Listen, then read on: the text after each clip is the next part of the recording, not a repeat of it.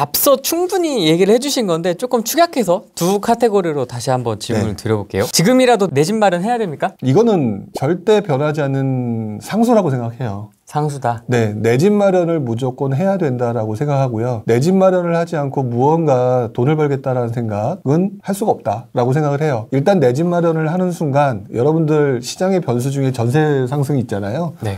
전세 상승이라는 걸 겪어보신 분들이 알 거라고 생각을 하는데 그 부분을 충분히 해지를 할 수가 있고요. 그 다음에 인플레이션이라고 하는 지금 현재 우리가 살고 있는 이 사회에서 경제 성장이 일어나게 되면 항상 나타나는 건 물가 상승과 인플레이션 부분인데 이 부분을 해지할 수 있는 가장 기본적인 요소가 자산 보유거든요. 근데 그 자산 보유의 가장 대표적이고 우리가 거주를 하면서 필수제로 활용할 수 있는 게 집이다라고 하면은 이 부분을 분명히 가져가야 된다. 그리고 이 부분을 가져가면서 내가 집을 마련했고 이 집이 움직이는 걸 보잖아요. 그러면 부동산 투자라는 것을 다시 한번 생각하게 돼요. 부동산 투자라고 하는 부분을 자산 투자로서의 관점이 달라지는 거죠. 그러면 지금 어떤 기준에 따라서 이건 아니야라고 얘기를 하지만 그건 절대로 말이 안 되는 거고요. 어느 나라가 부동산 투자 역시 자산 투자에 포함 안 된 곳은 없다고 보여져요. 그렇기 때문에 그렇게 가셔야 되는 게 맞다라고 보여지고 그리고 지난 수십 년간의 상승으로 봤을 때는 상승은 큰데 하락은 낮았다는 사실. 그러면 장기 보유하는 기간 동안에 자산을 안정적으로 보유하면서 인플레이션 해지와 수익이라고 하는 부분을 가장 기본적으로 할 수가 있고 그 다음에 무거워서 잘 움직임의 진폭이 크지가 않아요. 그러면은 주식의 진폭보다는 훨씬 더 안정적이기 때문에 주식 투자가 나쁘다가 아니라 안정적인 투자의 일정 부분은 포트폴리오로 가져가시는 게 맞다라고 저는 생각을 하거든요. 혹자들은 한 2, 3년, 4, 5년만 기다리면 싸게 살 수 있다. 기다려라. 이렇게 얘기하시는 분도 있는데 많은 분들이 그렇게 얘기하시는 분들이 있었는데 재밌는 거는 20년 전에 제 모습, 제 나이 때에 계신 분들도 다 그랬다는 거죠. 그분들이 지금 뭐 알고 계신지 보시면 아실 거예요. 내가 잘못 알고 있었구나라고 하는 부분들이 있었고요. 그 다음에 우리 어르신들이 얘기를 하시죠. 그래도 집 한 채는 있어야 돼.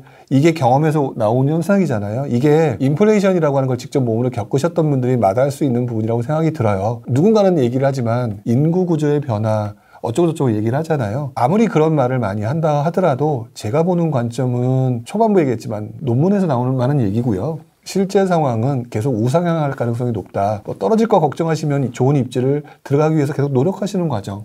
그러면서 부동산 재테크라고 하는 것도 배우게 된다. 그러니까 제발 어떤 편견을 가지고 얘는 아니다라고 하는 고정관념이라든지 그런 어떤 잘못된 신념에 빠지지는 않으셨으면 좋겠다라고 말씀을 꼭 드리고 싶어요. 사는 게 맞다. 매매가까지는 아닌데 전세금 정도까지는 있습니다. 이제 무주택자인 거죠. 이거를 월세로 돌리고 그걸로 투자를 좀 하고 싶습니다. 네. 하시는 분들이 있을 것 같습니다. 근데 저는 그런 분들한테 항상 말씀을 드리는데요. 사실상 이분들 중에서 진짜 투자에 알고 보면 굉장히 센스가 있는 분들이 있어요. 또 없는 분들이 있어요. 그렇기 때문에 어느 게 맞다라고 말씀을 드리기는 참 어려운 것 같은데요. 제가 지금 앞에서 말씀드렸던 것처럼 일단 집을 사봐야 움직이는 걸 알 수가 있거든요. 그런데 그 움직이는 과정에서 내 집안이 편해야 아무래도 그 다음에 얘를 살고 있는 집을 내버려둔 나머지를 가지고 투자를 갖다 경험을 해보는 과정을 또 한번 겪을 수 있거든요. 그래서 아마 월세로 가셔서 뭐를 한다라고 하는 부분은 내가 너무 가진 게 없어서 그럴 것이다. 아마 이런 부분이 있는 것 같은데 저는 경험해 보시는 건 괜찮을 것 같아요. 근데 이 방식을 계속해서 유지하려고 하시는 것 자체는 말도 안 되는 행동이라고 생각이 들어요. 그건 아닐 것 같습니다. 네, 그러니까 정말 돈이 없다 보니까 내가 해야겠다라고 하는 거는 자신만의 선택이라고 생각이 들고요. 그 과정에서 실패할 수도 뭐 할 수도 있지만 결국은 성공하게 되면 결국 집 마련하는 것만큼 변함이 없다. 예전에는 제가 그건 아니다라고 얘기를 했던 적도 있었는데 생각을 해보니까 그거밖에 없는 절박한 사람한테 그걸 하지 말라고 하는 거는 아닌 것 같다는 생각이 들더라고요. 조금 바뀌셨네요? 네. 왜 그러냐면은 그들의 고통을 생각해보면 저 역시도 옛날에 그랬으니까 그러면은 약간은 하시는 건 상관이 없다. 근데 이렇게 하게 되면 뭐냐면은 여기서 그 다음 단계에서 무슨 행동이 나오는 경우가 많냐면 물 들어올 때 또 노져오려고 해요. 그 내 걸 안 만들어놔요. 계속해서 반복적으로 가는 건데 그 부분을 어느 정도 커버하고 난 다음에 내 집 마련이라고 하는 부분을 확실하게 한다는 가정이 있다면 하셔도 괜찮다라고 다시 한번 말씀을 드리고 싶고요. 네. 그럼에도 불구하고 저는 항상 집부터 마련하는 게 좋다. 이거는 제 생각은 변함이 없어요. 2025년, 26년, 뭐 30년까지 보시는 분도 계시고요. 네. 30년까지는 떨어질 일은 없다 이렇게 길게 보시는 분들은 거기까지 보시고 25년, 26년 얘기하시는 분들이 많은데 좀 하락에 대한 전망? 뭐 전망은 좀 그렇지만 어쨌든 저는 1년 이상 예측을 안 해요. 원래. 지난번에도 말씀하셨죠. 네, 그게 왜 그러냐면 무슨 변수가 터질지 모른다거든요. 근데 이제 왜 25년 얘기하는지는 알 것 같아요. 왜죠? 일단 공급 부분이라고 생각이 들고요. 지금 현재 2021년이잖아요. 네. 그러면 지금 공급 물량이 늘어날 수 있는 상황이 아니잖아요. 그러면 지금부터 시작해서 3년 하게 되면 이제부터 시작일 거거든요. 그러면 3년 정도 되면 2024년인데 지금 없어요. 별로. 그러면 이제부터 분양하는 물량이 어쨌든 나타나게 되면 2024년부터 2025년 정도. 제가 항상 말씀드리는 과정에서 보면은 과정과 진행 절차, 그 시간을 봐야 된다고 하면은 2025년까지 계속 물량들이 이제 쏟아져 나오고 있는 시장이 되거든요. 그러면은 지금 이사 공급 대책 관련된 부분이 제대로 진행된다는 가정하에 물량들이 늘어난 시점은 일단은 간단하게 보고 보수적으로 봤을 때는 2025년부터 늘어난다는 게 맞는 것 같아요. 그러면은 지금 현재 상황에서 2025년에 물량이 늘어난다? 그럼 물량이 늘어나는 그 정도만이 아니라 계속해서 늘어나는 거거든요. 예측까지는 아니지만 지금 이미 흔히 말하는 나가리판이 많아졌어요. 그래서 지금 현재 뒤로 어떻게 갈지는 조금 지켜봐야 되는 것 같고 정부나 외국의 상황들에 따라서 그게 바뀔 수 있는 부분이기 때문에 2025년부터 뭐 하락을 할 것이다 이런 부분을 함부로 말할 수는 없지만 그냥 단순히 우리가 알고 있는 수급을 가지고 봤었을 때는 2025년도부터는 물량이 본격적으로 늘어나는 것처럼 예정되어 있는 시기 이기도 하고 그 이후에 계속되는 시기. 그렇기 때문에 그때부터는 떨어진다고 보는 건 맞는 것 같다. 근데 저는 개인적으로 25년도를 왜 벌써부터 걱정하느냐. 지금 앞으로 2021, 22, 23년 이때 속된 말로 돈 버는 시간 아직도 많이 남아있고 그런데 왜 2025년을 고민하느냐. 그거는 2023년 이후에 고민하자. 약간 이주의예요. 아니, 왜냐면 이제 어떻게 보면 어느 정도 다가올 미래니까 미리 좀 대응을 해야 될 것 같아서. 해봤는데 안 돼요.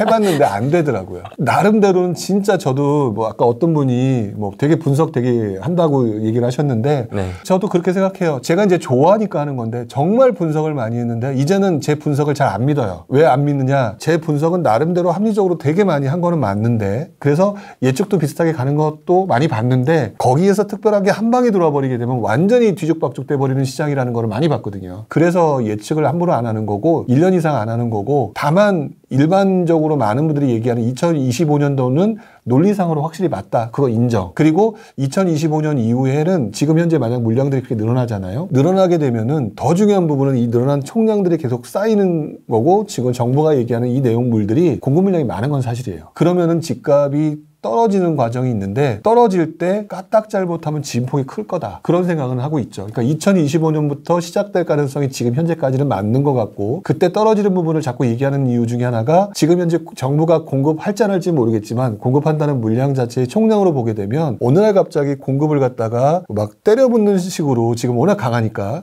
이래버리기 때문에 그냥 때려붓는 속도가 그때 시점에 와르르 쏟아지게 되면 진짜 부동산 시장 폭파될 수 있는 수준으로 많은 물량이 쏟아질 수밖에 없다. 진폭이 커진다는 거예요. 상승의 골이 높았는데 떨어지는 폭이 높을 수도 있다. 그렇기 때문에 2025년도부터는 좀 조심해야 되는 건 맞다. 이거는 맞다라고 보는데 한 가지 제가 보는 추가적인 부분을 얘기한다면 맞는 건 맞지만 그거를 왜 벌써부터 고민하느냐라고 얘기하는 게 앞으로 나올 변수가 한두 가지 변수가 아니라 수만 가지 변수가 나올 거라고 저는 생각을 하거든요. 거기에 따라서 2025년도가 어떻게 될지는 모른다. 예전장에요. 2006년, 7년, 8년도 때 전문가분들이 뭐라고 얘기했는지 아세요? 부동산 전문가들이? 집값 안 떨어진다고 그랬어요. 왜 그러냐면 저도 그 말에 동의했어요. 왜? 자세히 보시면은요. 2007년, 8년, 9년도에 입주 물량이 줄어요. 그 당시 요즘 입주 물량들이 모든 거에 다 말하는 기준이잖아요. 자세히 보시게 되면 입주 물량이 줄고 있어요. 떨어지면 안 되는 상황이었어요. 원래대로 한다면. 그래서 어떤 분은 그런 얘기도 하는 걸 들은 적이 있어요. 그런 외부적인 금융위기가 오지 않았더라면 더 올라갔을 것이다. 근데 저는 개인적으로 그 정도까지는 아니었다고 보는 게 그때 이미 미부작 물량이나 이런 것들이 굉장히 많았기 때문에 금리 인상이나 이런 것들이 분명히 영향을 미치고 있었다. 그래서 급격히 올라가는 상황은 아니었다고 하지만 그때 많은 분들이 전문가들이 예상하기로는 올라갈 가능성이 높다고 봤다고요. 그때 많은 분들이 부동산을 하시는 분들이. 근데 결국 틀려버렸거든요.